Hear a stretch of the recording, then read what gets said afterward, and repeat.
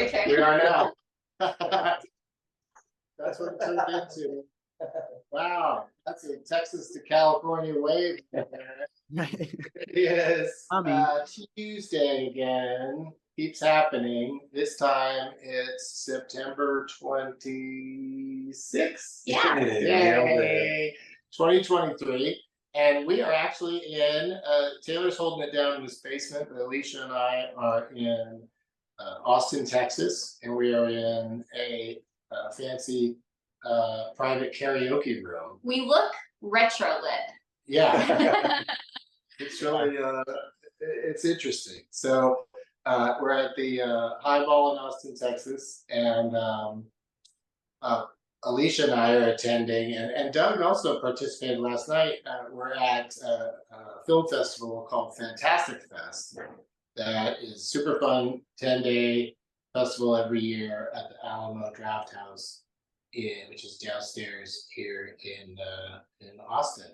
And we'll talk a little bit more about that later. But first, let's talk about what we're smoking. What do you have out in Cali, Taylor? I am smoking some live resin Sunset Sherbert from West Coast Cure. And this is going to be my first hit of it. I just picked it up like an hour ago. How do you feel about, I know you're always smoking live resin, but where are you at when it comes to dead resin? You know, live or dead, I accept it all. Okay. Because when they say live resin, is there any other kind of designation that goes before resin, or is that, yeah? No, it's basically just a term given to concentrates that are made from flower that has been flash frozen as a fresh plant, as opposed to cut and then hung and cured over a period of time before it's extracted. It just means that it's more recently cut from the ground. This show is educational. Doug brought some flour, but we're gonna hold off on maybe smoking a little of that till the end of the show, because we don't want to get kicked out mid-show. The guy that started Alamo Draft House, Tim League's a really cool dude, and he always tells me you could smoke wherever you want at my theaters, and but then he's never around to back that up, so I can't.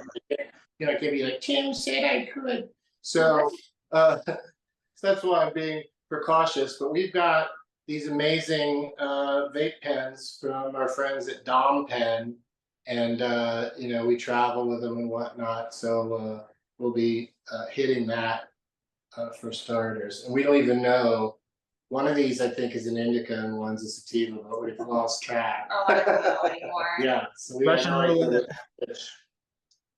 What's that? It's like Russian roulette of weed. It really is. Like, sure. If it was like anything like the hype, if it was anything like we've talked about for years and years about how much stronger or more sedating indica is, that'd be fun to just take a chance and then see what happens. But I couldn't tell you after I got high whether it was an indica high or a sativa high anymore, because it's like hybrids. And we just give you placebo weed at this point. You don't even know the difference. Yeah, probably don't smoke anything real. Usually, if I'm gonna enjoy this Delta 8. I feel like if I get paranoid, it's because I smoke sativa. That's the only effects that I can actually really tell, because I tend to not really get like off my keys paranoid whenever I smoke indica. I like how the bed lights up, color kind of matches the wall. Right. I do feel like I'm casting a spell when I hit a vape that lights up like that. It's super fun in a dark setting to be like, here I am over here. Look at me.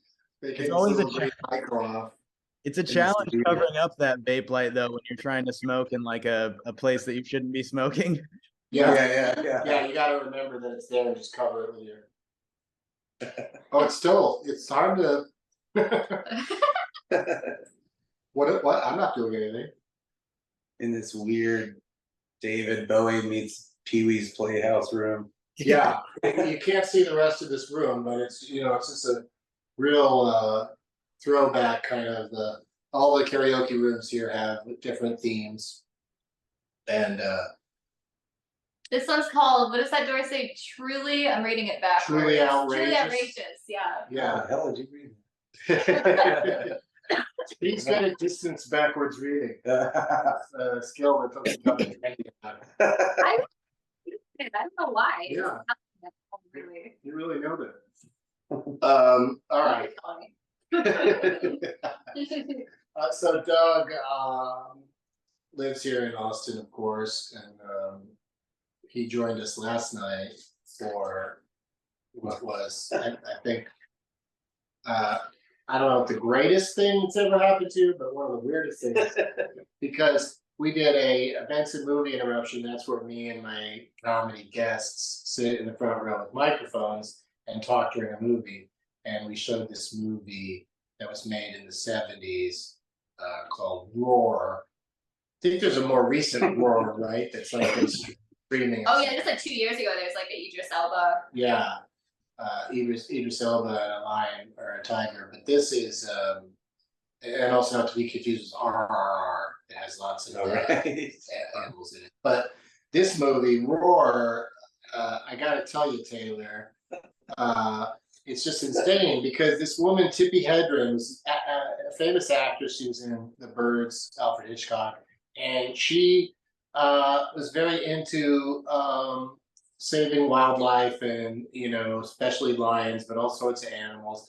And so she would always have like animals at her home and stuff. And she'd like, you know, visit preserves and like she just hang around with big jungle cats. So her and her director, producer, I think husband at the time, I would hope that their marriage ended, but they decided After the movie. they decided to make an entire movie with just a shit ton of lions and some tigers and elephants and other animals, and 70 people between the cast and the crew got injured during the making of this movie.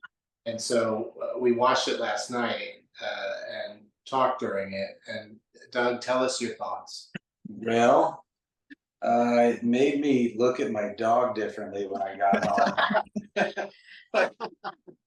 As playful as an animal is, it could decide to end you. Like basically the whole movie is just there's this cabin in the woods or like, you know, African, you know, forest or whatever. And however many cats you're picturing right now, quadruple. Oh it. yeah, it's Quadruple like it easily. It's 70 lions and tigers in one house. just and, surrounding them at all times. and at any point they're trying to get out and escape from them. They open a door that's to another door for some reason, and they just keep walking into lions or tigers. That's the whole movie, almost. And They're everywhere, and the actors are like willingly there, but many of them are playing characters who are scared of the lions and trying to get away from the lions. But the lions have been used to playing with these people, so they chase them and swat at them, and it's just There is some real they blood. put their heads in their mouth, like all sorts of stuff. it's the craziest movie. So if you ever get a chance, I was gonna look up and see if it's streaming anywhere or anything, but if you ever get a chance to see a movie called Roar, starring, oh, and that's the other wild thing is this lady, Tippi Hedren, her daughter is, you know, now famous actress Melanie Griffith, who is in the movie as her teenage daughter, Melanie. And she even got almost disfigured on the set of that movie. And then that's the crazy thing is she decided to remain an actress, obviously, and has you know, done lots of good work and even been nominated for an Oscar. And it's a strange beginning. I watched the trip. My wife couldn't make it last night, so I showed her the trailer because it's hard to describe, really. And in the trailer from Alamo, it said that Melanie Griffith got reconstructive surgery on her face. She did? Yeah, after the film. Yeah. There you go. Yeah. Somebody got scalped. Yeah. Yeah, the director of cinematography got like this is Tommy was head torn off. Like it's such a wild movie to watch, and I recommend it to everybody. But especially if you can watch it with an audience because everybody's just so shocked and But it's weird, it amazed. sounds horrifying, and of course it is, but it's also not I don't know how to describe it. It's still so entertaining. I hate to say, not because people are getting hurt, but it's just the scale of how many animals they have at all times is beyond anything you'll ever see, or even thought was possible. Like, there's never been another scenario, I think, where there's been so many big cats in one space.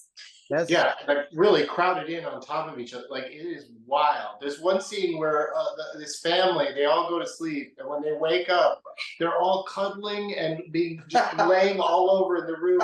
They'll look around and they're surrounded by lions. The lions all come in and go to sleep with them. Like, almost like, well, we'll have them for breakfast. Also, I keep talking about how this was the first time I really like understood the true scale of some of these cats. Like, a lion's head is a grown man's torso. It's so big. Their paws are the size of my head. I mean, it really. It's When nuts. it's playing, you're going to get hurt. And the way that a normal house cat is going to scratch the shit out of you when it's playing with you, these are fucking tigers. It's true, and we're going to talk more about it probably. I could talk about it all because day. we're high and we saw it last night. That's how these things work. We'll talk more about it over on Patreon, of course, where we show the entire episode. Thank you to everyone who watched on YouTube. We still appreciate you watching, even though you're not, kicking in anything or seeing the full shows on Patreon. But we do appreciate those Patreon people even more. And so see you later, YouTubers.